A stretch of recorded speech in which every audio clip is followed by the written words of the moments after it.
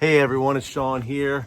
Welcome to the Worldwide Red Show. I'm coming to you live from my backyard, or what some of you around the world will call your back garden. And don't pay attention to the back too much because, as you guys know that's been watching my videos, I've been on holiday, vacation, whatever you call it.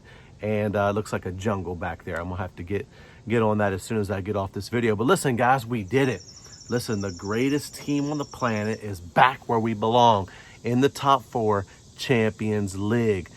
United 2, Leicester 0. Guys, listen, if you're new here, don't forget, like and share the videos, get involved, get in the comments below, subscribe to my channel, Worldwide Red Show. We are a new startup here on YouTube, and I'm doing my best, man, to start pumping out a lot of content, but sometimes you guys know that the regular job situation likes to get in the way and keep us busy. But anyway, guys, let's talk about the game. It was crazy, the build up to this game. I don't know about you guys, but man, I felt like I was so nervous. At first I was really cool and I was really chill. And I was like, you know, it's going to be all right, man. We're going to slap Leicester. But the more, especially at halftime, I'm not going to lie, at halftime, the nerves were kicking in. Chelsea was winning. I'm thinking, man, we're going to blow this and end up fifth Chester United again. And I've heard it all year on Twitter, fifth Chester United and Varchester United and all this kind of stuff, man. And guess what? Bring on the salt, bring on the hate. We got big shoulders, we can handle it. I'm all for it. I'm gonna walk with my chest out today. I'm gonna stick out my chest a little bit and be like, that's right, we're back where we belong. The biggest club in England, the best club in the world, back in the Champions League. And listen, I got to give Ollie his props, man. It's been a tough season. It's a roller coaster, up and down. I don't want to do a whole season review. You guys know I'm trying to forget a lot of the season, especially that Burnley result. But anybody that'll sit here and tell you after that Burnley result that they just knew that Ollie was the guy and all this kind of stuff, they are lying. I was watching a lot of the fan channels last night, and I saw one particular guy really gloating, calling people names, and if you didn't want Ollie in, you're not really a Red, or you're a F in this or a F in that. And you know, I would tell you what he was saying, but you guys know, if you haven't watched Worldwide Red Show before, I try to keep all of my language kid appropriate, because not only do I have kids around, some of you watching this might be in your car cruising with your little kid in the back, and I don't want them learning how to call someone a effing you know what and be like, man, he learned that, she learned that from watching Sean and Worldwide Red Show. Listen, I'm not going to be responsible for that one, so I'm going to do my best. That's why when I'm really angry about a loss, I might take a few minutes before I film a video. But guys, listen, I don't know about you, but I was nervous, man. My insides were churning. I'm thinking we're about to blow this thing. Man, I'm telling you, after that Burnley result, I saw no possible way that we could get top four. And to be honest with you, I've always I back Ollie. I want him to succeed. I believe that he bleeds United like the rest of us. He's a fan. He gets the club. He gets the culture. But you guys got to be real honest right now. Tactically, we have shown a lot of weaknesses. And Ole's almost been learning on the job at times. And this is Manchester United. This is, you know, no disrespect, but this isn't a smaller club. You can't just be learning on the job. And I feel like that's what he was doing. And quite frankly, it's been easy for me to be biased because I've wanted Pochettino since Poch was, since we had Jose, I wanted Pochettino. So I feel like Pochettino's natural evolution as a manager to go that next level and start winning everything would have been at United. And I'm not saying he'll never come. I think he's a phenomenal coach, a phenomenal manager. And, you know, but here's the thing. I back Ole. We have to stick with him. He's earned it this year. To bring this club back, and I'm not giving Ollie all the credit because I've seen a lot of the same tactical nonsense all year. Many times, you know, playing with a back five and just setting up shop, parking buses. And I know it's because a lot of it's because of our team, because we have the likes of Pereira, and Jesse's been struggling, and you know, Juan Mata is a great player, but you know, he's getting a little long in the tooth, so they say. Slow down. You know, we haven't had maybe the personnel to do what Ole wants to do. But I have to say this, guys, you look at other teams, like even, for example, a Leeds with Bielsa, and watch their style. You try to tell me that we don't have players better than their players? We absolutely do. But the style of play, and I haven't always seen that those attacking patterns, it's gotten better after the restart, but I think a lot of it is because Pogba's back. And some of you say, well, it's all down to Bruno. I don't think it's all down to Bruno. Bruno has been phenomenal, except the last maybe 4 or 5 games.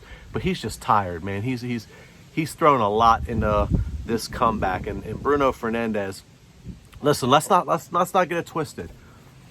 I support Ole. I back Ole. But Ole is not the reason we signed Bruno Fernandes. I'm going to rewind that, let you remember.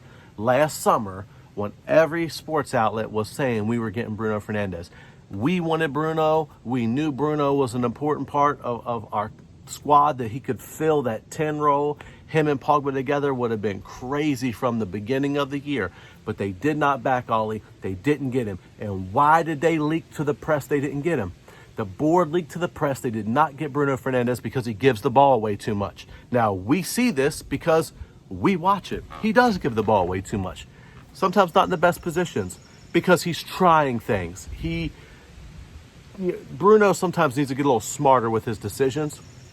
In the next year, I believe Ole needs to rein some of that in, coach some of those mistakes out of him, still make the crazy decisions from time to time when you're trying to make things happen. But sometimes he goes a little too far and he needs to protect the ball a little better. But here's the thing. Why did they sign Bruno Fernandes? It wasn't for Ole's sake. It wasn't for anyone else's sake, but the Glazers and the board. Because if you remember, they were singing Glazers out.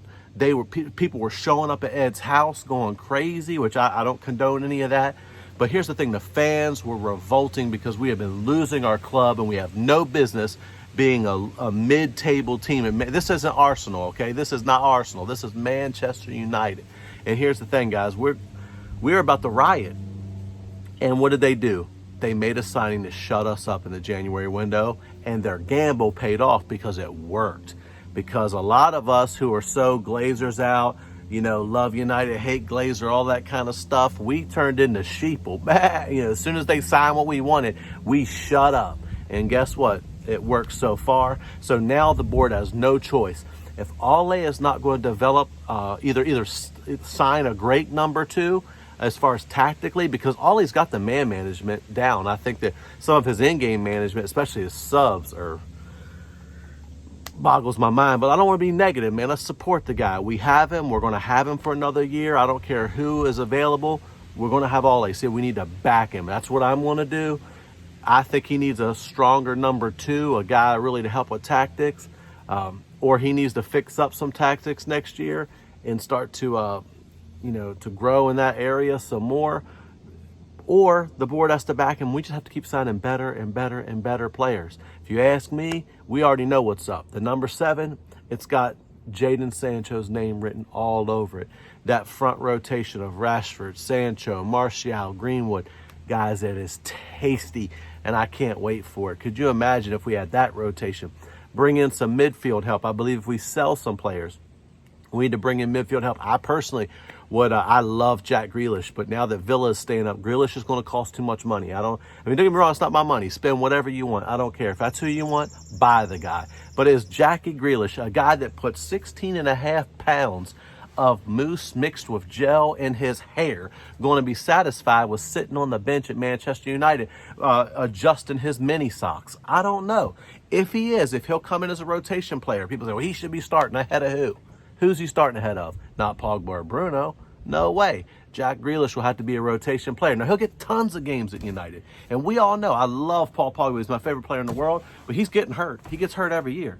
So Grealish will have tons of starts, but will he be happy starting in cup games and when someone's hurt, rotating through the front 3 as well? Grealish does that, filling in for Bruno. Guys, would you rather have Jack Grealish coming off the bench or Andreas Pereira?